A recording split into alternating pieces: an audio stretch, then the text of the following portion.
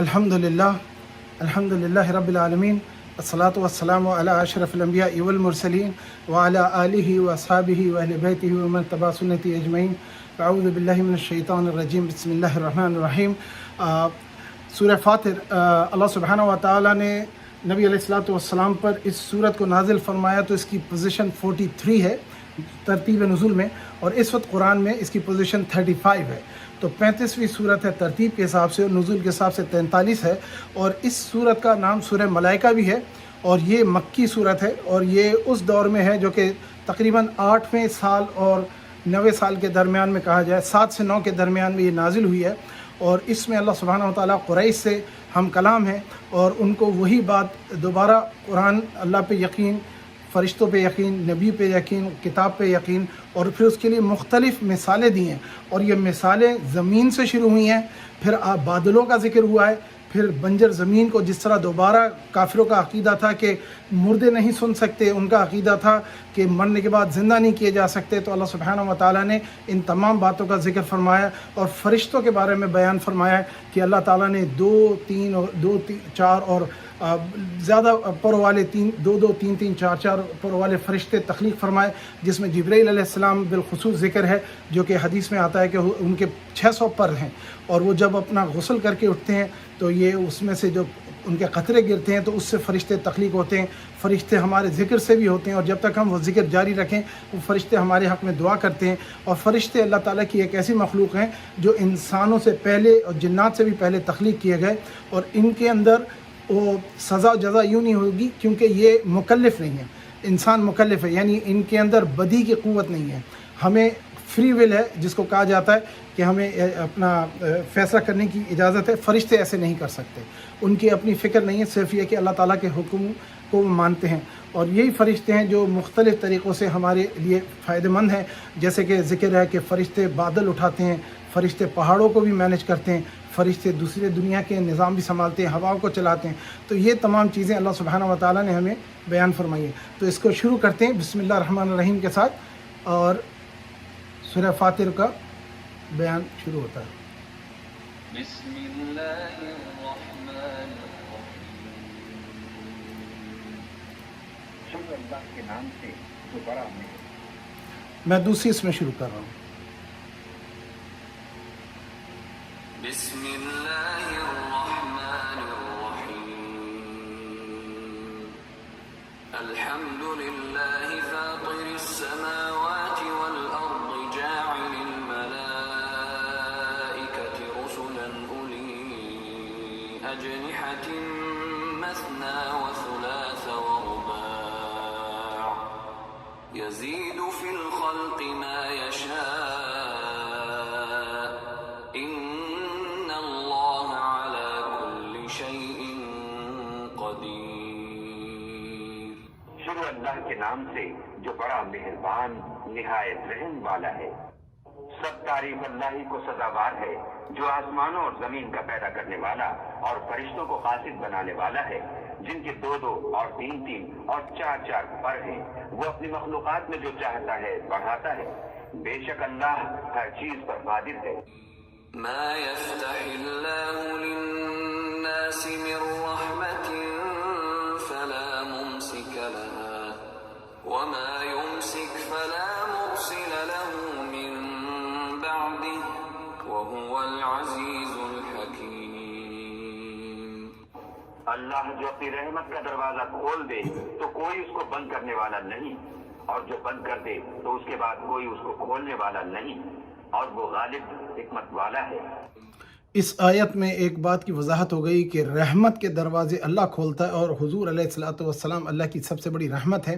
اور اگر اللہ کسی کے اوپر بند کر دے کسی چیز کو تو کوئی کھول نہیں سکتا. اور اس میں اللہ تعالیٰ کی ہمیں حمد اور ثنا اور اس کا ذکر اور اس کی یاد کرنی چاہیے.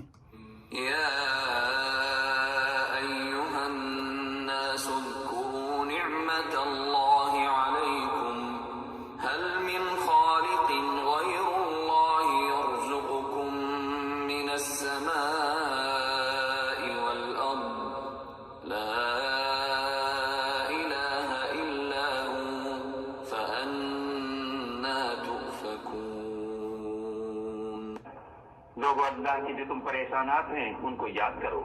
کیا اللہ کے سوا کوئی اور خالق اور رزاق ہے جو تم کو آسمان اور زمین سے رزق دے؟ اس کے سوا کوئی معبود نہیں. بس تم کہاں بہ کے پھرتے ہو؟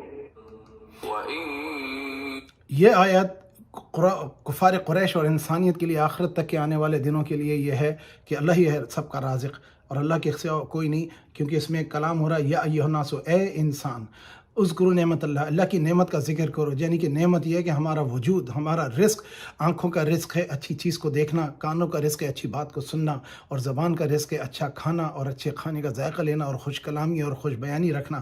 اس طرح سے دل کا رزق ہے کہ نیک اور خیالات رکھنا اور ذکر اللہ کا کرنا. ذہن کا رزق ہے. تو ہر چیز کو اللہ تعالیٰ نے رزق فرمایا. پیدائش سے موت تک کے صبح سے شام تک ہر لمحے ہم اللہ کے رزق سے فیضیاب ہوتے ہیں، اور جس کی آنکھیں چلی جائیں اس کا رزق چلا گیا. جس کو اللہ تعالیٰ نے حلال چیزیں دیکھنے کو کہا اور وہ حرام چیزوں میں لگے گا تو وہ اپنے رزق کی ناقدری کر رہا ہے. اس بات کو ہمیں خیال میں رکھنا چاہیے. وَإِن يُكَذِّبُوكَ فَقَدْ كُذِّبَتْ رُسُلٌ مِّن قَبْلِكَ وَإِلَى اللَّهِ تُرْجَعُ الْأُمُورُ. اور اے پیغمبر، اگر یہ لوگ تم کو جھٹلائیں تو تم سے پہلے بھی پیغمبر جھٹلائے گئے ہیں، اور سب کام اللہ ہی کی طرف لوٹائے جائیں گے. يا أيها الناس إن وعد الله حق فلا تغرنكم الحياة الدنيا ولا يغرنكم بالله الغرور. لوگوں، اللہ کا وعدہ سچا ہے، تو تم کو دنیا کی زندگی دھوکے میں نہ ڈال دے، اور نہ شیطان فریب دینے والا تمہیں فریب دے. اس سے پچھلی آیت اور اس آیت نمبر 4 میں اللہ تعالیٰ کی فرما رہا ہے. حضور سے اب کلام ہو رہا ہے، کیونکہ حضور کو بڑا شوق تھا کہ لوگ ایمان لے آئیں، ان کی جانیں بچ جائیں، ان کو جہنم کی آگ سے بچا لیں. تو اللہ سبحانہ تعالیٰ فرما رہے ہیں وَإِن يُكَذِّبُكَ، اگر انہوں نے آپ کو اے نبی آپ کو جھٹلایا تو فقط كُذِّبَتْ رُسُلٌ، اس سے پہلے عیسیٰ اور موسیٰ اور تمام انبیاء کو، نوح علیہ السلام سے عیسیٰ علیہ السلام تک کے سب کو جھٹلایا انہی کی قوم نے. تو وَإِلَى اللَّهِ تُرْجَعُ الْأُمُورُ، اور تمام معاملات جو ہیں اللہ کی طرف لوٹنے والے ہیں. پھر اللہ سبحانہ تعالیٰ انسانوں سے کلام فرما رہے کہ اے انسان، ان وعد اللہ حق، کہ اللہ کا وعدہ تو سچ ہے. فلا تغرنکم حیات الدنیا، وہاں پہ ایک جگہ پہ فرمایا وما الحیات الدنیا الا متاع الغرور. تو یہ دنیا کی زندگی جو ہے نا تم کو کسی دھوکے میں نہ ڈالے، اور یہ دھوکہ جو ہے وہ شیطان دیتا ہے. اور شیطان دوسرے جنات کو، جیسے ہم نے پچھلی بار سورہ جن میں پڑھا کہ وہ دوسرے جنات کو بھی دھوکہ دیتا رہا، ان کو جھوٹے وعدے دلاتا رہا اور ان کو یہ بتاتا رہا کہ کوئی نبی اور رسول نہیں آئے گا. اور اسی طرح سے وہ ولا یغرنکم باللہ الغرور، تو تم کو یہ اللہ کے معاملے میں کسی فریب میں نہ ڈال دے. تو انسان کے لیے اس بات کی بڑی اہمیت ہے. اور پھر اگلی آیت میں یہ فرما رہا ہے ان الشیطان لکم عدو، تو بے شک شیطان تمہارا دشمن ہے. فاتخذوا وعدہ، جو تم اس کا وعدہ ہے اور اس کو تم ویسے ہی لو، اپنے عدو کی طرح لو. انما یدعو حزبہ لیکونوا من اصحاب السعیر، اور بے شک وہ اپنے پیروکاروں کو اور ان کے گروہوں کو جمع کر کے بلاتا ہے اور ان کو تمہارے خلاف تیار کرتا ہے، اور تم ان کے بہکائے میں آ کر ان کے دھوکے میں جہنم میں جا سکتے ہو.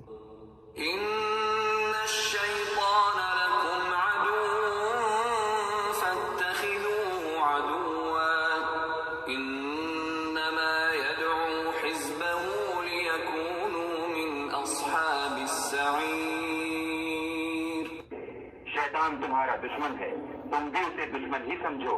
وہ اپنے پیرووں کے گروہ کو بلاتا ہے تاکہ وہ دوزخ والوں الذين كفروا لهم عذاب شديد والذين آمنوا وعملوا الصالحات لهم مغفرة وأجر كبير. جنہوں نے کفر کیا ان کے لیے سخت عذاب ہے، اور جو ایمان لائے اور عمل نیک کرتے رہے ان کے لیے بخشش اور بڑا ثواب ہے. اب اس آیت میں آپ کو اللہ تعالیٰ، جیسے ہر آیت میں یہ ہوتا ہے کہ جب کبھی عذاب کا ذکر آتا ہے اس کے ساتھ ثواب کا ذکر آتا ہے، جہاں ثواب کا ذکر آتا ہے اس کے ساتھ عذاب کا ذکر آتا ہے. اور اس آیت میں بھی اللہ سبحانہ تعالیٰ یہی فرما رہے ہیں. أفمن زين له سوء عمله فرآه حسنا فإن الله يضل من يشاء ويهدي من يشاء فلا تذهب نفسك فليسك عليهم حسرات إن الله عليم بما يصنعون. بھلا جس شخص کو اس کے اعمال بد آراستہ کر کے دکھائے جائیں اور وہ ان کو عمدہ سمجھنے لگے تو کیا وہ نیکوکار آدمی جیسا ہو سکتا ہے؟ بے شک اللہ جس کو چاہتا ہے گمراہ کرتا ہے اور جس کو چاہتا ہے ہدایت دیتا ہے. تو ان لوگوں پر افسوس کر کے تمہارا دم نہ نکل جائے. یہ جو کچھ کرتے ہیں اللہ اس سے واقف ہے. اس آیت میں ایک بڑی بات جو سمجھ میں آنے کی ہے وہ یہ ہے کہ حضور علیہ الصلوۃ والسلام کی اتنی شدت سے خواہش ہوتی تھی کہ انسانیت خصوصاً ان کے قبیلے کے لوگ، ان کے خاندان کے لوگ، ان کی امت اسلام قبول کر لے اور اللہ کے عذاب سے بچ جائے. تو اللہ سبحانہ و تعالیٰ فرما رہے ہیں کہ فلا تذهب نفسك علیہم، تو ان کی اس میں تم اپنی جان کو ضائع نہ کرو. حضور کی جو محبت و شفقت تھی انسانیت سے اور اپنی امت سے، اللہ تعالیٰ فرما رہے ہیں کہ آپ اپنے آپ کو ضائع نہ کریں. جو بھی کچھ ہے وہ اللہ تعالیٰ جانتا ہے، اور بھلا جس شخص کے اس کے اعمال برے اور آراستہ کر کے دکھا دیے گئے ہوں وہ کیا سمجھے. یعنی آپ غور کریں اس بات میں، بڑی دعوت ہے، بڑی فکر ہے، بڑی سوچ ہے. اللہ سبحانہ و تعالیٰ ہم کو نیک عمل کرنے کی توفیق عطا فرمائے اور انسانیت پہ رحم فرمائے. والله الذي أرسل الرياح فتثير سحابا فسقناه إلى بلد ميت فأحيينا به الأرض بعد موتها كذلك النشور. اور اللہ ہی تو ہے جو ہوائیں چلاتا ہے اور وہ بادل کو ابھارتی ہیں، پھر ہم اس کو ایک بے جان شہر کی طرف چلاتے ہیں، پھر اس سے زمین کو اس کے مرنے کے بعد زندہ کر دیتے ہیں. اسی طرح مردوں کو جی اٹھنا ہوگا. من كان يريد العزة فلله العزة جميعا إليه يصعد الكلم الطيب والعمل الصالح يرفعه والذين يمكرون السيئات لهم عذاب شديد ومكر أولئك هو يبور. جو شخص عزت کا طلبگار ہے تو عزت تو سب اللہ ہی کی ہے. اسی کی طرف پاکیزہ کلمات چڑھتے ہیں اور نیک عمل ان کو بلند کرتے ہیں. اور جو لوگ برے برے مکر کرتے ہیں ان کے لیے سخت عذاب ہے اور ان کا مکر نابود ہو جائے گا.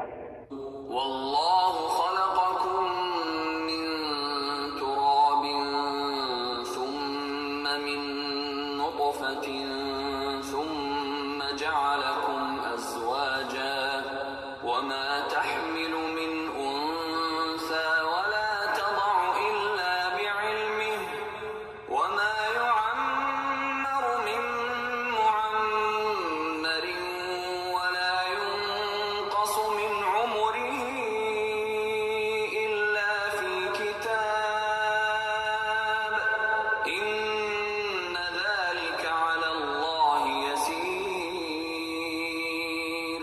اور اللہ ہی نے تم کو مٹی سے پیدا کیا، پھر نطفے سے، پھر تم کو جوڑا جوڑا بنا دیا. اور کوئی عورت نہ حاملہ ہوتی ہے اور نہ جنتی ہے مگر اس کے علم سے، اور نہ کسی بڑی عمر والے کو عمر زیادہ دی جاتی ہے اور نہ اس کی عمر کم کی جاتی ہے مگر سب کچھ کتاب میں لکھا ہوا ہے. بے شک یہ اللہ کو آسان ہے. اس آیت میں اللہ سبحانہ و تعالیٰ نے انسان کی تخلیق کا ذکر کیا کہ پہلے انسان کو، یہ ایولیوشن اسلامک کانسیپٹ ہے کہ پہلے مٹی سے بنایا اور پھر اس کے بعد نطفے سے اس کو پیدا کیا، پھر اس کے بعد ان کے جوڑے بنائے اور پھر انسان اور انسان کی تخلیق کو جاری رکھا. اور پھر بتایا کہ کوئی عورت حمل نہیں ہوتی اور نہ وہ بچہ جنتی ہے مگر اس کے اللہ تعالیٰ کے علم میں ہے کہ وہ کیا ہوگا، بچہ ہوگا، مرد ہوگا، لڑکی ہوگا یا بچی ہوگا، یا اس کی عمر کتنی ہوگی، اور اس کی عمر کتنی ہے یہ اللہ سبحانہ و تعالیٰ نے طے فرما دی ہے اور یہ کتاب میں لوح محفوظ میں لکھی جا چکی ہے. اور اس میں یہ کام کرنا اللہ کے لیے آسان ہے. اس بات کو ہمیں یہ سمجھنا چاہیے کہ اسلامک کانسیپٹ آف ایولیوشن جو ہے وہ کس طرح سے ہے، کیونکہ دوسرے جو کہتے ہیں جی وہ سیلولر سے بنا تھا، وہ ان کے نظریے سے. ہمارے پاس اللہ کا علم ہے. اور ایک بات بڑی عجیب سی جو مسلم سائنٹسٹ نے ڈسکور کی ہے وہ یہ کہ انسان جو ہے، انسان کا جسم ہے، اس کے اندر تمام جو چیزیں ہیں وہ سب سب کی سب زمین میں پائی جاتی ہیں، یعنی انسان کے جسم میں کوئی ایسی چیز نہیں ہے جو زمین میں نہ ملتی ہو۔ اور پھر اسی طرح سے اس بات کو آگے اللہ تعالیٰ بیان فرما رہے ہیں کہ ہم نے تم کو مٹی سے بنایا، پھر تم کو نطفے سے بنایا اور تمہارے تولید کا نظام قائم کیا۔ پھر اللہ تعالیٰ ان کو قریش کو اور تمام انسانیت کو یہ میسج دے رہے ہیں کہ پھر اس کے بعد اگلا ذکر جو آ رہا ہے کہ دو سمندر برابر نہیں ہوتے، جیسے کہ میڈیٹرینین اوشن ہے، اٹلانٹک اوشن ہے، عربین اوشن ہے، ان سمندروں کے اندر نمک کی جو تعداد ہے وہ کم ہے۔ ایک میں میڈیٹرینین میں 33% ہے اور آپ کا اٹلانٹک اوشن میں شاید 60% ہے، اور دوسرے علاقوں میں پھر ان کی تمام جو اندر کی سمندری زندگی کی جو مخلوق ہیں وہ نمک کے پانی میں رہنے والی جو ہے ان کی زندگی ہے، لیکن جب انسان اس نمک کے پانی کو پی نہیں سکتا، کتنا کڑوا ہوتا ہے۔ اور پھر انہی کے درمیان میں اللہ تعالیٰ نے میٹھے پانی کے چشمے بنائے ہوئے ہیں، اسی سمندر کی تہہ کو پردوں سے پاٹا ہوا ہے، جس کا ذکر ہم پہلے بھی سن چکے ہیں۔ اور اسی طرح سے اللہ سبحانہ و تعالیٰ نے مثالیں دی ہیں کہ تم ان میں سے پھر موتی نکالتے ہو، پھر تم ان میں سے زیور بناتے ہو، اور پھر تم کشتیاں جو کہ چیرتی ہیں سمندر کو، جو مٹی کو چیر کے نہیں چل سکتی وہ سمندر کو چیر کے چلتی ہیں، اور اس میں تم اپنے فائدے رکھتے ہو۔ اللہ سبحانہ و تعالیٰ نے جو بتایا ہے آپ غور کریں، آج بھی دنیا میں سب سے بیسٹ جو ٹریڈنگ سسٹم ہے وہ شپنگ ہے، اور اس پہ ساری دنیا کا معاملہ چلتا ہے۔ پھر اللہ تعالیٰ نے اگلی آیت میں مثال دی ہے کہ اللہ تعالیٰ رات سے دن کو نکالتا ہے اور دن سے رات کو نکالتا ہے، اور اس نے مسخر کر دیا چاند اور سورج کو، جو ایک دوسرے کے وقت پہ اپنے دائروں میں مسلسل چل رہے ہیں، یجری یعنی چل رہے ہیں، تیر رہے ہیں، اور ایک لمحہ وہ آگے پیچھے نہیں ہو سکتے، اور اس وقت تک کے یہ رہیں گے جب تک کہ اللہ تعالیٰ نے ان کا وقت طے نہیں کیا۔ یہ قیامت کا دن ہوگا جس میں اللہ سبحانہ و تعالیٰ تمام چیزوں کو کر لے گا۔ اور پھر اللہ تعالیٰ ایک مثال دے رہے ہیں اگلی اس میں کہ یہ جو ان کو بتوں کو تم ہاتھ سے بناتے ہو، بے جان اور مردار ہوتے ہیں، ان میں نہ جان ہوتی ہے، نہ روح ہوتی ہے، نہ جسم ہوتا ہے، اور ان کو تم بناتے ہو اپنے ہاتھ سے، اور ان سے پھر تم دعائیں کرتے ہو اور ان سے مانگتے ہو، جبکہ یہ ایک کھجور کی جو گٹلی ہے اس کا چھلکا بھی نہیں بنا سکتے۔ تو یہ بتوں کو قیامت کرو زندہ کیا جائے گا، اور پھر ان سے پوچھا جائے گا کہ کیا تم نے کہا تھا لوگوں کو کہ ہمیں پوجو؟ اور لوگ کہیں گے کہ یا اللہ، اور یہ مخلوق، یہ جو پتھر ہے، یہ جان آ کر کے کہیں گے یا اللہ تو ہمارا مالک ہے، ہمیں تو کچھ پتہ بھی نہیں، نہ ہمیں اس بات کی قدرت ہے کہ ہم کچھ کر سکیں۔ تو اگلی آیتوں کو آپ سنیں اور اس میں سمجھیں۔ وما يستوي البحران هذا عذب فرات سائغ شرابه وهذا ملح أجاج ومن كل تأكلون لحما طريا وتستخرجون حلية تلبسونها وترى الفلك فيه مواخر لتبتغوا من فضله ولعلكم تشكرون۔ اور دونوں دریا مل کر یکساں نہیں ہو جاتے۔ یہ تو میٹھا ہے پیاس بجھانے والا جس کا پانی خوشگوار ہے، اور یہ کھاری ہے کڑوا، اور سب سے تم تازہ گوشت کھاتے ہو اور زیور نکالتے ہو جسے پہنتے ہو، اور تم دریا میں کشتیوں کو دیکھتے ہو کہ پانی کو پھاڑتی چلی آتی ہیں، تاکہ تم اس کے فضل سے معاش تلاش کرو اور تاکہ شکر کرو۔ يولج الليل في النهار ويولج النهار في الليل وسخر الشمس والقمر كل يجري لأجل مسمى ذلكم الله ربكم له الملك والذين تدعون من دونه ما يملكون من قطمير۔ وہی رات کو دن میں داخل کرتا اور وہی دن کو رات میں داخل کرتا ہے، اور اسی نے سورج اور چاند کو کام میں لگا دیا ہے، ہر ایک وقت مقرر تک چل رہا ہے۔ یہی اللہ تمہارا پروردگار ہے، اسی کی بادشاہی ہے، اور جن لوگوں کو تم اس کے سوا پکارتے ہو وہ کھجور کی گٹلی کے چھلکے کے برابر بھی تو کسی چیز کے مالک نہیں۔ إن تدعوهم لا يسمعوا دعاءكم ولو سمعوا ما استجابوا لكم ويوم القيامة يكفرون بشرككم ولا ينبئك مثل خبير۔ اگر تم ان کو پکارو تو وہ تمہاری پکار نہ سنیں، اور اگر سن بھی لیں تو تمہاری بات کو قبول نہ کر سکیں، اور قیامت کے روز تمہارے شرک سے انکار کر دیں گے، اور خدا باخبر کی طرح تم کو کوئی خبر نہیں دے گا۔ اس آیت میں ایک بڑی اہم بات ہے جو ہم وضاحت کر دیں، آپ لوگ سمجھ لیں اور ہر مسلمان سمجھتا ہے، کفار قریش کا یہ عقیدہ تھا کہ مردے جو ہیں وہ سنتے نہیں، لیکن ان کا یہ عجیب بیہودہ عقیدہ تھا کہ ہاتھ سے بنائے ہوئے بت ان کو سن سکتے ہیں۔ بتائیے آج بھی جو سمجھتے ہیں کہ ہم نے جن کو اپنے مردوں کو جلا دیتے ہیں، جیسے کسی چند مذاہب میں ہوتا ہے، وہ سمجھتے ہیں کہ وہ اب سن نہیں سکتے، جبکہ ہمارے عقیدے کے مطابق قبر والے کو ہم سلام کرتے ہیں اور وہ سنتے ہیں، اور جو زندہ ہیں وہ بھی سنتے ہیں۔ لیکن اللہ نے قرآن میں اگلی آیاتوں میں آنے والا ہے کہ زندہ اور جو جاننے والے ہیں ان کو کہا گیا ہے کہ یہ اندھے اور بہرے ہیں اور یہ سنتے نہیں ہیں جبکہ زندہ ہیں، ان کو مردہ سمجھائے۔ اور جو کہ قبر والے ہیں جن کو کفار سمجھتے تھے کہ انہیں سنا نہیں سکتے، تو اللہ سبحانہ و تعالیٰ فرما رہے ہیں کہ جب ایک آدمی مر جاتا ہے، وہ قبر میں ہوتا ہے، تم اس کو دعوت دے کے اسلام میں نہیں لا سکتے یا اس کو ہدایت کی تعلیم نہیں کر سکتے کیونکہ وہ چلا گیا۔ لیکن جو بت ہے اس کا کوئی تعلق ہی نہیں ہے زندہ ہونے سے۔ تو یہ بات ایک بڑی سمجھنے کی ہے کہ ہمارے ہاں جو کچھ طبقات ایسے ہیں یا کچھ گروہ ایسے ہیں جو مسلمانوں کے، وہ کہتے ہیں کہ جی آپ اہل قبور سے کلام کر نہیں سکتے، جبکہ حضور نے کلام کیا ہے۔ بدر کے جو کفار تھے ان سے کہا تو حضرت عمر نے فرمایا کہ یا رسول اللہ یہ تو مر گئے، یہ تو مردے ہیں۔ حضور نے فرمایا کہ یہ تم سے بہتر سنتے، بس یہ کہ تم ان کا ادراک نہیں کر سکتے۔ تو مردے سنتے ہیں، ان کو اگر سلام بھیجا جائے جو کہ کسی بھی حالت میں ہو، تو یہ روح کا معاملہ ہے اور اس کو سمجھنا بہت اہم ہے۔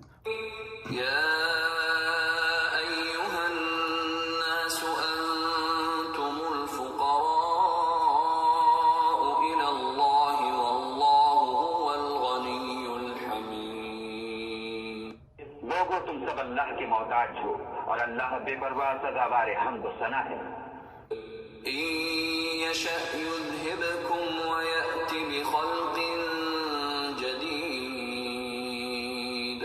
اگر چاہے تو تم کو نابود کر دے اور نئی مخلوقات لا آباد کرے۔ وما ذلك على اللہ بعزیز، اور یہ اللہ کو کچھ مشکل نہیں۔ ولا تزر وازرة وزر أخرى وإن تدع مثقلة إلى حملها لا يحمل منه شيء ولو كان ذا قربى. Can you bring my cell phone charger? I'll send you a text upstairs.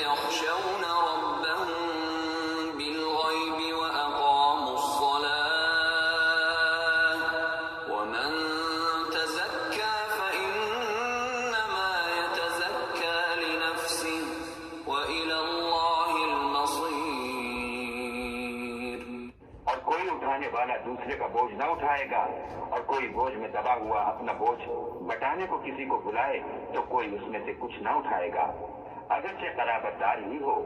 اے پیغمبر، تم انہیں لوگوں کو نصیحت کر سکتے ہو جو بن دیکھے اپنے پروردگار سے ڈرتے اور نماز بن انتظام پڑھتے ہیں، اور جو شخص پاک ہوتا ہے اپنے ہی لیے پاک ہوتا ہے، اور سب کو اللہ ہی کی طرف لوٹ کر جانا ہے۔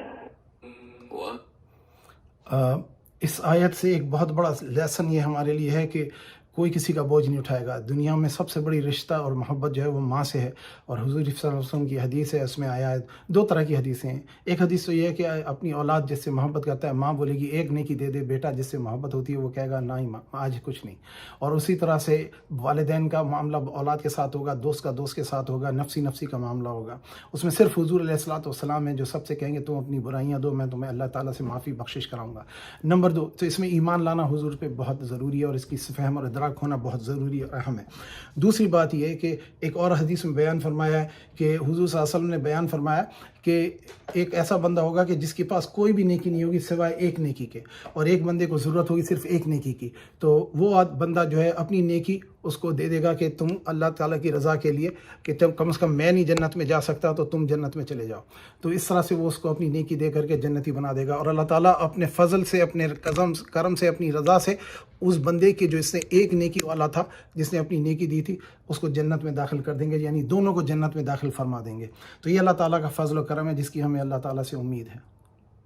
اور پھر اگلی آیت میں ذکر ہوا ہے کہ نہ اندھا آنکھ والے کے برابر ہے، نہ اندھیرا روشنی کے برابر ہے، نہ دھوپ اور سایہ ایک جیسا ہے، اور نہ ہی زندہ اور مردے برابر ہیں، جیسا کہ جس کو اللہ سبحانہ وتعالیٰ سنانا چاہتا ہے تو اس کو سنا دیتا ہے۔ تو حضور کو فرمایا کہ تمہاری بعثت اور نبوت اس لیے نہیں ہے کہ جو قبروں میں دفن ہیں ان کو سناؤ، لیکن ہاں تم صرف انسان کو ڈرا سکتے ہو، اور ہم نے آپ کو حق اور خوشخبری سنانے والا حق سنانے والا، اور اس بات سے کہ اللہ پہ ایمان نہ لائے اسے ڈرانے والا بنا کر بھیجا ہے۔ اور کوئی امت ایسی نہیں ہے کہ جس میں اللہ تعالیٰ نے انبیاء نہ بھیجے، تو ہمارے دین کے مطابق اللہ تعالیٰ نے ہر قوم میں ہدایت دینے والے بھیجے ہیں۔ اور پھر آپ کو یہ تکذیب کریں تو اس سے پہلے بھی نبیوں کی تکذیب ہوئی ہے، تو یہ ان کے پاس نشانیاں اور پیغمبر اور صحیفے اور روشن کتابیں آئی ہیں، جس میں زبور اور اپنا توریت کا ذکر ہوا ہے، اور اپنے بائبل کا، جس کو ہم کہتے ہیں عہد جدید، جس کو نیو ٹیسٹمنٹ کہا جاتا ہے۔ وما يستوي الأعمى والبصير اور اندھا اور آنکھ والا برابر نہیں، ولا الظلمات ولا النور اور نہ اندھیرا اور روشنی، ولا الظل ولا الحرور اور نہ سایہ اور دھوپ، وما يستوي الأحياء ولا الأموات إن الله يسمع من يشاء وما أنت بمسمع من في القبور اور نہ زندے اور مردے برابر ہو سکتے ہیں، اللہ جس کو چاہتا ہے سنا دیتا ہے، اور تم ان کو جو قبروں میں مدفون ہیں سنا نہیں سکتے۔ إن أنت إلا نذير تم تو صرف ہدایت کرنے والے ہو۔ إنا أرسلناك بالحق بشيرا ونذيرا وإن من أمة إلا خلا فيها نذير ہم نے تم کو حق کے ساتھ خوشخبری سنانے والا اور ڈرانے والا بھیجا ہے، اور کوئی امت نہیں مگر اس میں ہدایت کرنے والا گزر چکا ہے۔ وإن يكذبوك فقد كذب الذين من قبلهم جاءتهم رسلهم بالبينات وبالزبر وبالكتاب المنير اور اگر یہ تمہاری تکذیب کریں تو جو لوگ ان سے پہلے تھے وہ بھی تکذیب کر چکے ہیں، ان کے پاس ان کے پیغمبر نشانیاں اور صحیفے اور روشن کتابیں لے لے کر آتے رہے۔ ثم أخذت الذين كفروا فكيف كان نكير پھر میں نے کافروں کو پکڑ لیا، سو دیکھ لو کہ میرا عذاب کیسا۔ ان آیات سے ایک بات کی بڑی وضاحت ہو جاتی ہے کہ ہمارا دین کہتا ہے کہ اللہ تعالیٰ نے ہر قوم میں ہدایت دینے والا بھیجا ہے۔ تو کچھ لوگ بولتے ہیں کہ جی چین میں اور ہندوستان میں نبی اور رسول نہیں آئے تھے۔ ہمارے حساب سے، یا ہم جس کو کہہ سکتے ہیں جو ہمارا فہم اور ادراک ہے مسلمانوں کا، کہ ان میں جو ان کے جن کو یہ کہتے ہیں نا رام اور کرشن اور دوسرے جن کو بھگوان سمجھتے ہیں، وہ رب کا بھگوان کا اوتار، بھگوان خدا کو کہتے ہیں، وہ اس کا اوتار سمجھتے ہیں، تو یہ ان کی قوموں میں یہ نبی تھے، انہوں نے ان کو اللہ کا درجہ دے دیا نعوذ باللہ، اور شرک میں مبتلا ہو گئے، جس طرح عیسائیوں نے حضرت عیسیٰ کو اللہ کا بیٹا اور اللہ کا درجہ دیا ہے۔ تو یہ بات کی وضاحت ہے۔ اور اگلی آیت میں ایک ایسا ذکر آ رہا ہے جس کو آپ دیکھیں تو میں آپ کو پریزنٹ کرتا ہوں۔ یہ تصویر آپ کو دکھ رہی ہے، یہ رینبو ماؤنٹین آف چائنا ہے، اور حضور علیہ الصلوۃ والسلام کبھی اس جگہ نہیں گئے، اور عرب میں ایسے ماؤنٹین نہیں ہوتے جن میں لال اور سفید اور کالے پٹیاں پڑی ہوئی ہوں، جن کو رینبو ماؤنٹین کہا جاتا ہے۔ اس کی بہت ذرا مارکیٹنگ بھی کی جاتی ہے، اور چائنا میں لوگ اس کو جاتے ہیں اس جگہ پہ سیاحت کے لیے۔ حضور علیہ الصلوۃ والسلام کبھی ان پہاڑوں پہ نہیں تشریف لے گئے، اور یہ چائنا نے تو اس کو بہت بڑا ٹورسٹ کا سسٹم بنا کے رکھا ہوا، اور یہاں پہ بڑا اس کو مارکیٹ کرتے ہیں۔ اگلی قرآن کی آیت میں اللہ سبحانہ و تعالیٰ ان کا ذکر فرما رہے ہیں، اور آپ اس کو سنیں۔ ألم تر أن الله أنزل من السماء ماء فأخرجنا به ثمرات مختلفا ألوانها ومن الجبال جدد بيض وحمر مختلف ألوانها وغرابيب سود کیا تم نے نہیں دیکھا کہ اللہ نے آسمان سے میں برسایا تو ہم نے اس سے طرح طرح کے رنگوں کے میوے پیدا کیے، اور پہاڑوں میں سفید اور سرخ رنگوں کے کپات ہیں، اور بعض کالے سیاہ ہیں۔ ومن الناس والدواب والأنعام مختلف ألوانه كذلك إنما يخشى الله من عباده العلماء إن الله عزيز غفور. انسانوں اور جانوروں اور چارپائیوں کے بھی کئی طرح کے رنگ ہیں. اللہ سے تو اس کے بندوں میں سے وہی ڈرتے ہیں جو صاحب علم ہیں. بے شک اللہ غالب اور بخشنے والا ہے. اب ان آیات میں دیکھیے شروع میں ذکر ہوا انسان کی تخلیق کا کہ مٹی سے بنایا، پھر بادلوں کا ذکر ہوا، پھر اس کے بعد پہاڑوں کا ذکر ہوا، پھر ابھی زمین اور آسمان کا ذکر ہوا، پھر چاند ستاروں کا ذکر. اللہ تعالیٰ ان تمام نشانیوں سے ایک بات بتانا چاہ رہے ہیں انسان کو کہ انسان میں تیرا رب ہوں، میں تیرا خالق ہوں. مجھ پہ ایمان لیا، میرے نبی کو ایمان لیا، فرشتوں پہ ایمان لیا، کتاب پہ ایمان لیا، اور ان کے بعد نماز اور عبادت کو قائم فرما. اور پھر اس کے بعد اللہ تعالیٰ نے پھر بتایا انسانوں کے اور جانوروں کے اور چارپائیوں کو بھی کئی طرح کے رنگ ہوتے ہیں، جس طرح کے تمام انسانیت کے مختلف رنگ کھالیں ہوتی ہیں. تو اللہ سبحانہ تعالیٰ نے فرمایا کہ اللہ سے تو وہی ڈرتے ہیں وہ جو صاحب علم ہوتے ہیں. اور اس جملے سے ایک بات ہمیں سمجھنی چاہیے کہ مسلمان کو جاہل نہیں کہنا چاہیے. ہمارے یہاں کچھ بزرگ ہوتے ہیں جن کو دنیاوی تعلیم میں پڑھا لکھا نہیں ہوتے، لیکن وہ قرآن کو پڑھتے ہیں اور سمجھتے ہیں اور وہ عزت و اکرام کرتے ہیں. جو معیار آج کل بن گیا ہے کہ جناب آپ نے جب تک کہ انگریزی کی تعلیم نہیں حاصل کی آپ عالم نہیں ہیں، یہ انگریز نے چاہا ہے اور یہ ان کی سازش ہے کہ مسلمانوں کے علماء کو وہ حقیر کرتے ہیں کہ جناب انہیں انگریزی بولنا نہیں آتی یا انہیں اس ملک کی زبان نہیں بولنا آتی جہاں وہ آئیں. ان کو اللہ کی زبان آتی ہے جو کہ اللہ کی زبان ساری زبانیں ہیں، جس میں قرآن ان کی فضیلت والی زبان ہے، اور اس کا فہم اور ادراک اور اس پہ عمل کرنا یہ علم کی دلیل ہے. تو جو صاحب علم ہے وہ اللہ سے ڈرتے ہیں اور اللہ کی رضا کے لیے اس کے ان نیکیوں کے عمل میں جاری اور ساری رہتے ہیں. إن الذين يتلون كتاب الله وأقاموا الصلاة وأنفقوا مما رزقناهم سرا وعلانية يرجون تجارة لن تبور. جو لوگ اللہ کی کتاب پڑھتے اور نماز کی پابندی کرتے ہیں اور جو کچھ ہم نے ان کو دیا ہے اس میں سے پوشیدہ اور ظاہر خرچ کرتے ہیں، وہ اس تجارت کے فائدے کے امیدوار ہیں جو کبھی تباہ نہیں ہوگی. ليوفيهم أجورهم ويزيدهم من فضله إنه غفور شكور. کیونکہ اللہ ان کو پورا بدلہ دے گا اور اپنے فضل سے کچھ زیادہ بھی دے گا. وہ تو بخشنے والا اور قدردان ہے. ان دو آیتوں میں ایک بات کا ذکر ہے جو کہ ہمارے فہم اور ادراک میں ہے، لیکن پھر یاد دلانے کے لیے ہم ذکر کر رہے ہیں. اللہ سبحانہ و تعالی فرماتے ان الذین یتلون کتاب اللہ، جو لوگ کتاب پڑھتے ہیں اللہ کی یعنی قرآن، واقام الصلاۃ اور نماز قائم کرتے ہیں یعنی نماز کا انتظام بھی کرتے ہیں اور نماز خود بھی پڑھتے ہیں، وانفقوا مما رزقناہم اور اس میں سے مال میں سے خرچ کرتے ہیں جو ہم نے انہیں رزق کے طور پہ دیا ہے. جیسے میں نے عرض کیا رزق میں ہماری اولادیں بھی ہیں، ہمارے گھر بھی ہیں، ہماری جائیداد بھی ہے، ہماری تمام چیزیں جو ہیں جسمانی اور ہماری جو مال اللہ تعالیٰ نے دی ہے سب رزق میں شامل ہوتا ہے. اور پھر فرمائے سرًا و علانیہ یعنی خفیہ طور پہ بھی اور اعلانیہ طور پہ بھی. تو اعلانیہ کون ہوتا ہے اور خفیہ کون ہوتا ہے؟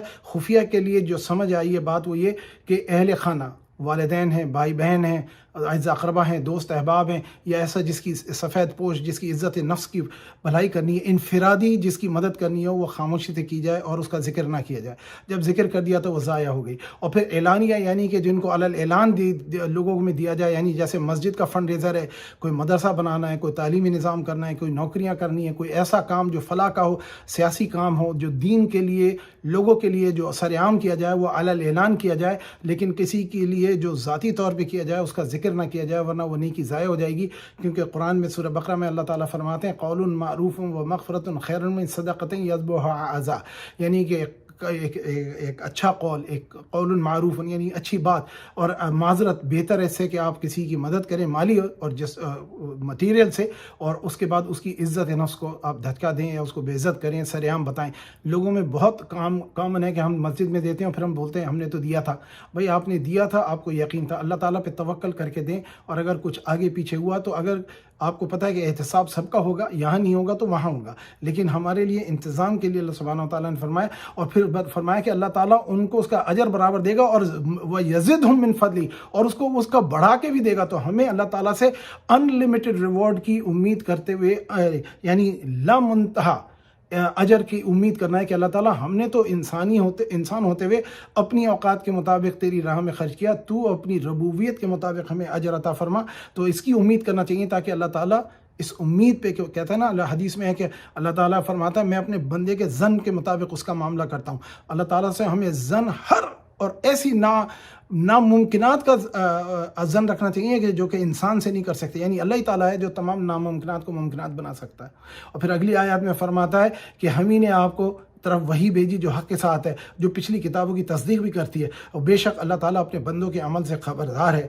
تو پھر اس کی اگلی سورت والذي أوحينا إليك من الكتاب هو الحق مصدقا لما بين يديه إن الله بعباده لخبير بصير۔ اور یہ کتاب جو ہم نے تمہاری طرف بھیجی ہے برحق ہے، اور ان کتابوں کی تصدیق کرتی ہے جو اس سے پہلے کی ہیں۔ بے شک اللہ اپنے بندوں سے خبردار اور ان کو دیکھنے والا ہے۔ ثم أورثنا الكتاب الذين اصطفينا من عبادنا فمنهم ظالم لنفسه ومنهم مقتصد ومنهم سابق بالخيرات بإذن الله ذلك هو الفضل الكبير۔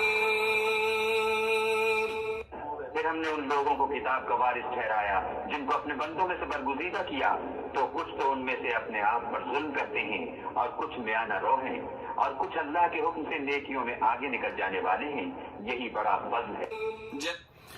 اس آیت میں ایک بات کی ہمیں اور تعلیم ہوئی ہے کہ اللہ تعالیٰ ابھی اس وقت جب کلام فرما رہے تھے مکی دور تھا، یعنی مسلمان بڑے باعمل تھے اور جو بڑے ثابت قدم تھے، تو اللہ سبحانہ وتعالیٰ فرما رہے ہیں کہ اب تم کو مسلمانوں کو ہم نے کتاب کا وارث بنایا، جس طرح پچھلی قوموں کو ٹھہرایا تھا، اور وہ ان میں ایسے تھے کہ کچھ تو نیک تھے اور کچھ اپنے پر ظلم کرتے تھے، یعنی یہود و نصارہ میں برے اور اچھے دونوں لوگ تھے۔ آج حضور کے اس آیت کے نزول کے وقت مسلمانوں میں ایسا نہیں تھا، لیکن آج مسلمانوں میں اسی طرح کے لوگ پائے جاتے ہیں کہ جو اسلام کو کہتے ہیں کہ ہمارا دین ہے، قرآن کو کہتے ہیں کہ ہماری کتاب ہے، لیکن نہ ہی عمل ہے، نہ ہی کوئی خیر کا کام کرتے ہیں، بجائے اپنی ذات پہ ظلم ہی کرتے رہتے ہیں۔ اور پھر ان میں کچھ ہیں جو آگے نکل جاتے ہیں، اور یہ بڑا فضل ہے، یعنی اللہ تعالیٰ کے قرب حاصل کرنے کے لیے بندہ نیکیوں میں آگے نکل جائے تو یہ اللہ کا فضل ہے۔ اس بات کو سمجھا جائے کہ اگر میں نیکی کر رہا ہوں تو کوئی یہ نہ سمجھے کہ مجھے بیوقوف بنا دیا اس لیے میں نے نیکی کی، نہیں، یہ سمجھ کے کرے کہ یہ اللہ تعالیٰ کا فضل ہے کہ میں اس کے استطاعت کے قابل تھا اور اللہ تعالیٰ نے مجھے اس عمل کے لیے چن لیا۔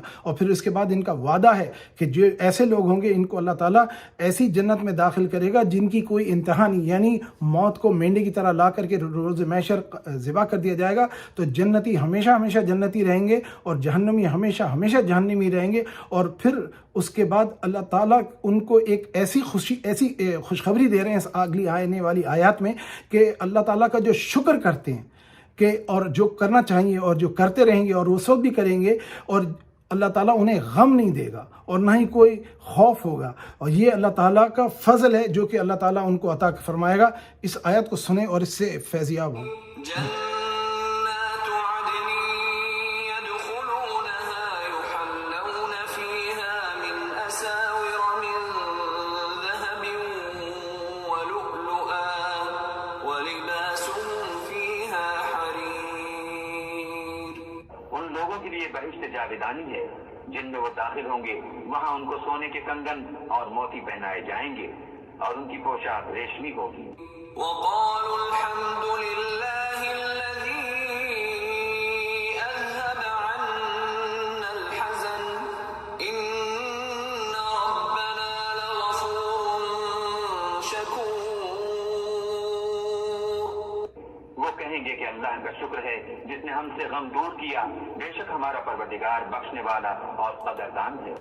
الذي أحلنا دار المقامة من فضله لا يمسنا فيها نصب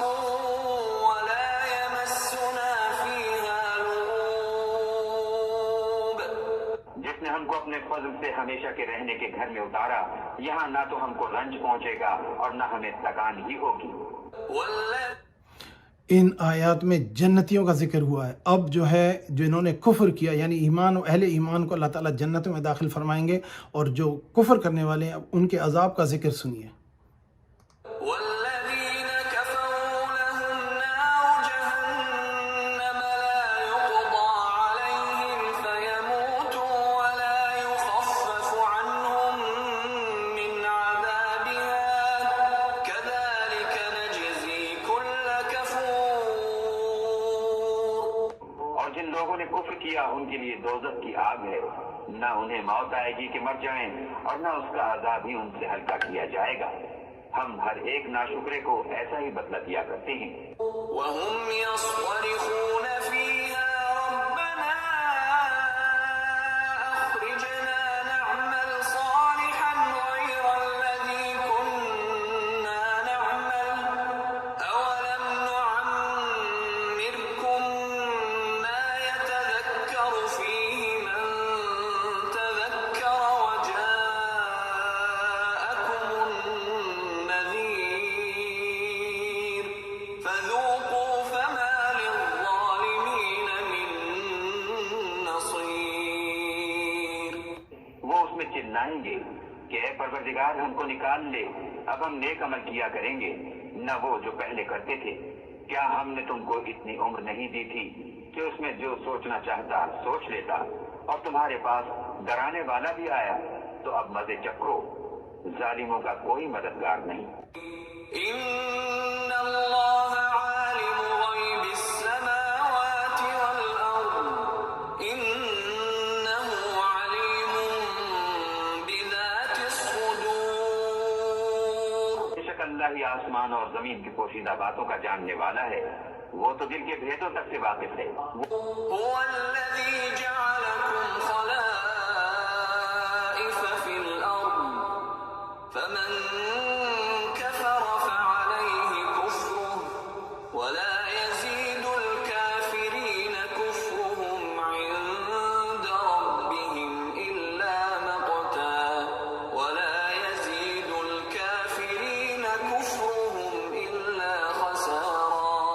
وہی تو ہے جس نے تم کو زمین میں پہلوں کا جانشین بنایا، تو جس نے کفر کیا اس کے کفر کا ضرر اسی کو ہے، اور کافروں کے حق میں ان کے کفر سے پروردگار کے ہاں ناخوشی ہی بڑھتی ہے، اور کافروں کو ان کا کفر نقصان ہی زیادہ کرتا ہے۔ قل ان آیات میں اللہ سبحانہ و تعالیٰ نے ایک اور بات کا وعدہ فرما دیا ہے جو کہ کہا تھا پہلے بھی قرآن میں سورہ بقرہ میں ذکر ہے کہ اذ قال ربک للملائکۃ انی جاعل فی الارض خلیفہ، یعنی اللہ تعالیٰ زمین میں خلیفہ بنانے والے، یعنی کہ آدم علیہ السلام کے بعد ان کی اولادوں میں سے، اور آج ہمیں ہمارے بزرگوں کا خلیفہ بنایا ہے زمین میں۔ وہ تو گزر گئے، اب ان کا وجود نہیں ہے جسمانی وجود، لیکن اب ہماری ذمہ داریوں میں اللہ تعالیٰ نے ڈال دیا کہ ہم خیر کا کام کریں۔ یہ اللہ تعالیٰ کا پیغام ہے، اللہ کے نبی کا پیغام ہے، انسانیت کو پہنچائیں، اپنے پر عمل کریں، اپنے گھر والوں کو باعمل بنائیں اور دعوت دیں۔ ان میں سے کوئی نہ قبول کرے یہ اس کا معاملہ اس کے ساتھ ہے۔ جب ہمارا معاملہ ہمارے ساتھ ہوگا تو ہمیں اپنی پوری کوشش کرنی چاہیے کہ ہمیں اللہ تعالیٰ نے جس ذمہ داری پہ خلیفہ بنایا دنیا کا، جتنی ہماری استطاعت ہے ہم اپنی پوری استطاعت سے اللہ کا ذکر اور اللہ کا معاملہ، اللہ کا کام کریں۔ قل أرأيتم شركاءكم الذين تدعون من دون الله أروني ماذا خلقوا من الأرض أم لهم شرك في السماوات أم آتيناهم كتابا فهم على بينة منه بل إن يعد الظالمون بعضهم بعضا إلا غرورا۔ بھلا تم نے اپنے شریکوں کو دیکھا جن کو تم اللہ کے سوا پکارتے ہو؟ مجھے دکھاؤ کہ انہوں نے زمین سے کون سی چیز پیدا کی ہے، یا بتاؤ کہ آسمانوں میں ان کی شرکت ہے، یا ہم نے ان کو کتاب دی ہے تو وہ اس کی سند رکھتے ہیں۔ ان میں سے کوئی بات بھی نہیں، بلکہ ظالم جو ایک دوسرے کو وعدہ دیتے ہیں محض فریب ہے۔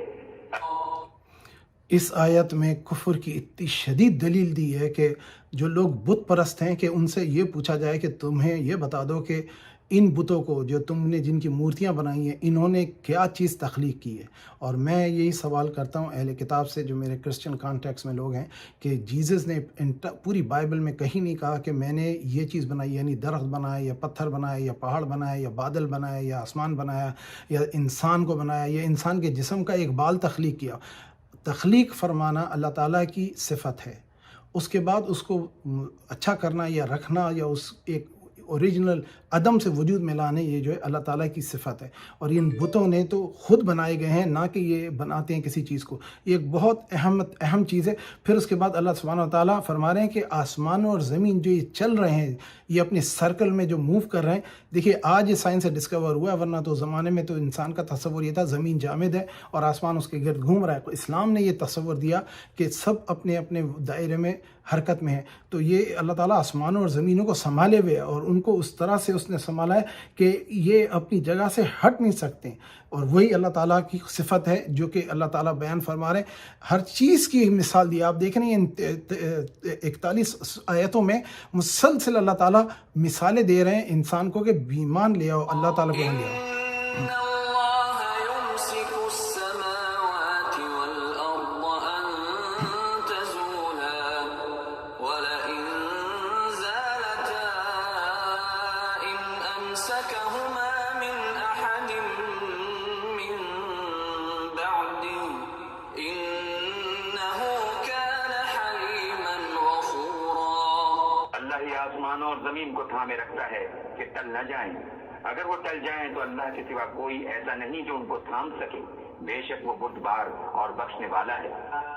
وَأَقْسَمُوا بِاللَّهِ جَهْدَ أَيْمَانِهِمْ لَئِن جَاءَهُمْ نَذِيرٌ لَيَكُونُنَّ أَهْدَىٰ مِنْ إِحْدَى الْأُمَمِ فَلَمَّا جَاءَهُمْ نَذِيرٌ مَّا زَادَهُمْ إِلَّا نُفُورًا.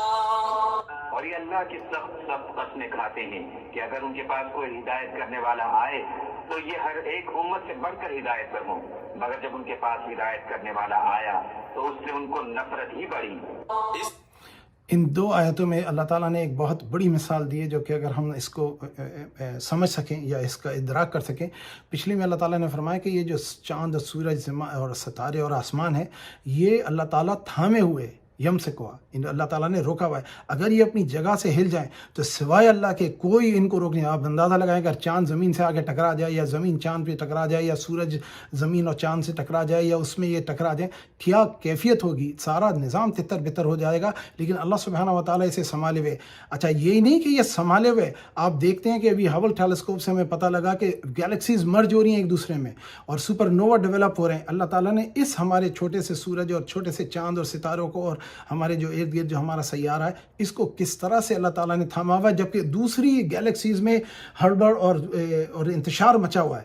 اور اس کے بعد اللہ سبحانہ و تعالیٰ فرما رہے ہیں کہ یہ تو اللہ کی قسمیں کھاتے ہیں کہ اگر کوئی ایمان دلانے والا آیا تو لے آئیں گے. اس کی مثال، اس کی وجہ یہ ہے کہ جب بنی اسرائیل میں انبیاء آتے تھے تو قریش اور عرب کہتے تھے کہ اللہ تعالیٰ نے ان میں انبیاء بھیجے، ہمارے اندر کوئی نبی نہیں بھیجا. جب ہمارے اندر کوئی نبی آئے گا تو ہم اس کی بڑی قدر کریں گے، ایمان لائیں گے. لیکن جب اللہ تعالیٰ نے حضور علیہ الصلاۃ کو قریش میں نازل فرمایا جو کہ بنی اسماعیل تھے تو بنی اسماعیل منکر ہو گئے اور ان کی بے حرمتی کرنے لگے. اس آیت کا مطلب یہ کہ انہوں نے ان سے نفرت کی حد تک کے بات کو بڑھا دیا، نہ کہ جس سے ان کا انکار کیا اور پھر تکبر کرتے رہے اور اللہ تعالیٰ کے حکم عزولی کرتے رہے. آپ دیکھیے اس پہ اللہ تعالیٰ انہیں پھر کس طرح سے تنبیہ فرما رہے اور کس طرح سے اللہ تعالیٰ نے سخت الفاظ کا استعمال کیا.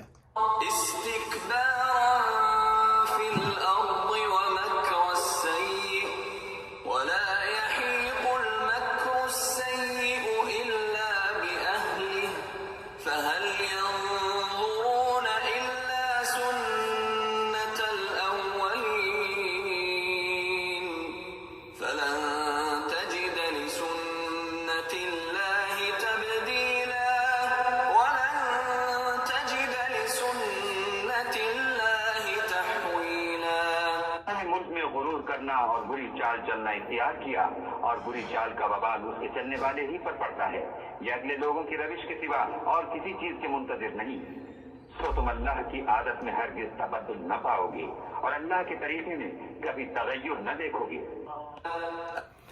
इस आयत का जो मायने अगर समझ सकें वो ये कि जब अल्लाह ने उनके दरमियान हुजूर अलैहिस्सलाम को मबूस फरमाया तो बजाय इसके कि वो अल्लाह का शुक्र अदा करते और उन पर ईमान लाते, उन्होंने गुरूर किया और उनके ख़िलाफ़ चालें चली, जैसे कि तमाम ज़िक्र में है कि कभी उनको तंग करते, कभी उनके घर को, कभी उनके रास्ते को गंदा करते, उन पर बदकलामी करते, उनके इबादत में खलल करते, उनके जिस्म पे ओजड़ियाँ फेंकते, मुसलमानों को अजियतें देते। ये तमाम जो बुरी चालें फिर चालें चलने लगे, जिनमें हिजरत के पहले की ये आयत है। तो इन्होंने एक बार तय जो किया था वो आइंदा ज़िक्र में आएगा कि सारे कबीलों ने मिलके तय किया कि सब मिलके एक एक जवान अपनी कबीले का लेकर के हुजूर को शहीद कर दें, हुजूर को कत्ल करने का इरादा किया। तो अल्लाह ताला इनकी साजिशों का जिक्र फरमा रहा है कि ये तो उल्टी चालें चल के अल्लाह ताला से जुल्म करने लगे और इस बात को भूल गए कि अल्लाह के हुक्म के बाद कि इससे पहली कौम तो यानी कौम आद और समूद और नूह अलैहिस्सलाम की कौम का, जिनको अरबों को पता था, अरब जानते थे कि अल्लाह ताला ने उनके कुफ्र की वजह से उन पर क्या मामला फरमाया।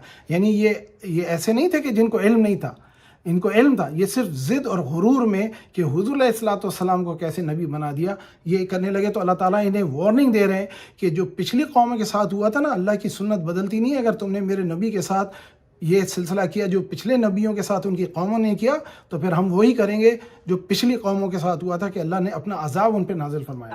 أولم يسيروا في الأرض فينظروا كيف كان عاقبة الذين من قبلهم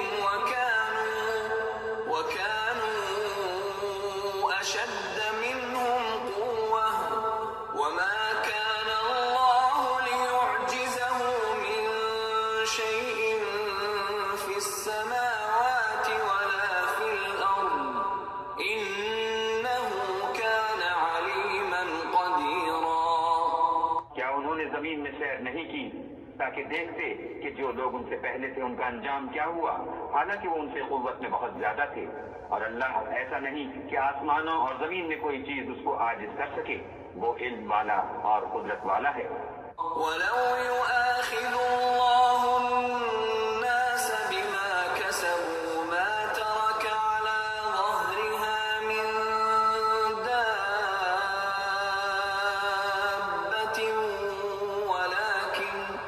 ولكن يؤخرهم إلى أجل مسمى فإذا جاء أجلهم فإن الله كان بعباده بصيرا۔ और अगर अल्लाह लोगों को उनके अमाल के सबब पकड़ने लगता तो रुए जमीन पर एक चलने फिरने वाले को न छोड़ता, लेकिन वो उनको एक वक्त मुकर्रर तक मोहलत दिए जाता है। सो जब उनका वक्त आ जाएगा तो उनके अमाल का बदला देगा। अल्लाह तो अपने बंदों को देख रहा है। तो इस आखिरी दो आयत को अगर हम समझ सकें, अल्लाह सुब्हानहू व तआला फरमा रहे हैं कि ज़मीन पे तुमने क्या सैर नहीं की कि तुमको नज़र आता कि कौम आद जो शुमाल की तरफ थे, कौम समूद जो पीछे यमन के रास्ते पर थे, और ये तमाम फ़िरौन जो मिस्र के रास्ते पर थे, ये लोग सब जाते थे वहाँ पे सफ़र करते थे कि पिछली कौमों पे अल्लाह सुब्हानहू व तआला ने कैसा अज़ाब नाजिल किया जब उन्होंने अम्बिया की तकज़ीब की। तो ये सारा ज़िक्र हुज़ूर की ज़ात के बारे में है और अल्लाह की तौहीद के बारे में, यानी तौहीद और रिसालत का ज़िक्र है। और फिर अल्लाह सुब्हानहू व तआला फरमा रहे हैं कि अगर हम करम ना करते, अल्लाह ताला ने कहा ना कतब अला नफ्सिही रहमा, अल्लाह ताला ने अपनी ज़ात पे रहम को लिख लिया है। यानी अगर ऐसा ना होता कि अल्लाह ताला ने यह तय कर लिया होता और अगर किसी को अमाल पे पकड़ना चाहे तो हर इंसान गुनाहगार है और उसके अमाल ऐसे हैं कि अल्लाह ताला अगर गिरफ्त करना चाहे तो मखलूक में से कोई भी मखलूक नहीं है जो कि अल्लाह ताला के फ़ज़ल व करम की और रहमत की वजह से ज़मीन पर चलने के लिए बाकी रहती। यानी अल्लाह ताला ने रहम किया जो कि इस हालत में छोड़ा। तो हमें इस बात पर अल्लाह ताला का शुक्र अदा करना चाहिए, लेकिन एक वक्त मुकर्रर तक की इजाज़त है और जब वो वक्त आएगा तो फिर तमाम के हिसाब किताब किया जाएगा। तो आज जो हम देख रहे हैं कि ज़ालिमों का साथ दे के मुस्लिमों को जुल्म किया जा रहा है, जो फ़लस्तीन में, जो बर्मा में, जो यमन में और जो कश्मीर में, जो शाम और इराक़ में और तमाम दुनिया में मज़लूमीन हैं, चाहे वो मुसलमान हो या गैर मुस्लिम हो, अल्लाह ताला सब का हिसाब फरमाएंगे। और जो ये समझ रहे हैं कि वो खैर का काम कर रहे हैं, अल्लाह की किताब को उठा करके जुल्म कर रहे हैं और ज़मीन पर फ़साद पैदा कर रहे हैं, जो कि आप देख रहे हैं, हमारी आंखों से हम देख रहे हैं, हमारे दौर में हमने देखा, हम सब की जितनी उम्रें हमने इसी पिछले कई सालों में देखा कि अफ़गानिस्तान का क्या हशर हुआ और आज اس سے وہاں سے ایسے چلے جا رہے ہیں جیسے کہ کچھ ہوا ہی نہیں.